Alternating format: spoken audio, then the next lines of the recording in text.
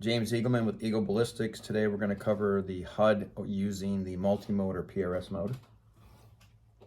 In the single HUD, you can see that we've got the standard information. We're going to click the gear in the upper left, switch it over to multi. Now we're in what's called PRS mode. All right, upper top, we've got stages. This is stage 1, stage 2, stage 3. If you want to add more stages, click on the folder, hit the plus sign, and you can add more stages. You can name the stage whatever you want. Targets, again, click on the target. You can sit there and name the target whatever you want. We'll call this the ram target. All right, and then I got yote, coyote, pig, zebra, whatever. As you slide it, you can just name them. All right, I just got a couple stages in here right now. In the range area, it's very simple. You can either use the rangefinder connected to my app and it will drop in the range. When you got one of the targets highlighted with the little white line around it, that is active. You are affecting something in there. If I want to hand type it, I can sit there and type it and say, okay, it's 980 yards. It's giving me my dial-ups. It's giving me my wind based on the wind I tell it, and it's populating it across all the stages. Just kind of keep that in mind. All right, so once I've got that done, I click on inclination. Now again, if you're using the rangefinder with the Bluetooth, it will grab the inclination and the azimuth from the rangefinder. But as you guys know, like I do, anytime I use a rangefinder with the compass, half the time it's off a little bit.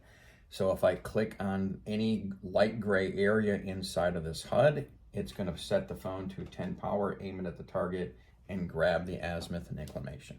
If I want to do the next target, same thing. Grab it, drops it in there. All right, relative wind. You'll notice that on target RAM, the relative wind is highlighted orange. By the way, if you don't want to see it, go to the gear, turn it off. I'm going to leave it on. Relative wind means that when I took the wind reading, let's say that on this stage, I've got the ram target over here, or the deer target, ram target, Gims buck, ram, and ram. Got a lot of rams. Let's name this something else. We'll call it an elk target. All right. So I'm going to take my wind reading from the deer, and I'm going to take my wind direction from the deer. If I want the solver across that stage to remember where that wind came from, push and hold, and it will turn two boxes a little bit orange. That's now locked. So now my program remembers across the board where that wind's coming from. So as you move your shooting position, it's still remembering where that wind's coming from. This is called relative wind. To unlock it, push and hold for about a second, and it unlocks it, all right? And really, that's how easy it is. Remember, whatever you have highlighted in orange is where the wind's coming from, so you gotta make sure you understand that. All right, moving on. You can see my elevation at the deer is 5.9 mils, on the ram is 3.8 mils, the Gims buck is 6.1. My wind hold, if I wanna set the wind, if you're connected to a wind meter, select meter, and it's going to grab the wind from the wind meter live, and it'll populate across it, all right? You can actually average out the wind. I don't have a wind meter in my house, so I'm going to leave it on manual. We're going to go to wind speed and direction. So in this case, wind direction, we're going to set it to a 430 wind, and we're going to make the wind speed 15 mile per hour. And as you can see, it populates my wind hold is right 1.02 mils on the first target, 0.7 on the next, and so on and so forth. Wind variance, it's saying that, okay, I got a wind meter and I'm getting the wind kicking up to 3 mile an hour, going to normal, dropping 3 mile an hour. Let's set it for a variance of 3. Hit set, and now your wind hold didn't change, but the high wind, it's going to say, hey, if the wind picks up to what it was doing, it kicked up to 3 mile an hour extra, you're going to go to 1.2 mils, all right? And if it drops 3 mile an hour, you're going to hold 0.78 mils. So again, this populates all the way across. So any change you do on my HUD affects every target, which is pretty nice, okay? Movers, you don't see movers on here. If you go to the gear in the upper left and I turn on moving targets, now I've got windows for moving targets. So at the bottom, I got mover speed and I got mover holdover. So let's say that on target RAM, the second target RAM, I click on the little light gray box, and I know based on the information I got from the stage that this is a 2 mile an hour mover. It gives me my wind lead, okay?